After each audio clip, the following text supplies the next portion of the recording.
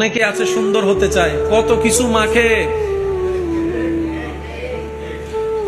গরমকালে 2-3 ঘন্টা পরে গামায় এসে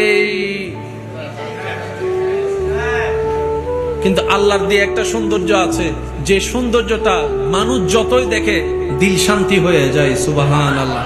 সে সুন্দরওয়ালা চেহারা মানুষ যতই দেখে অন্তর একটা ভক্তি শ্রদ্ধা অটোমেটিক তৈরি হয়ে যায়। ওই মানুষটার চেহারা দেখে অনেক মানুষ তো এমনও বলে চেহারাটা দেখলে পুরো ফেরেশতার মতো লাগে।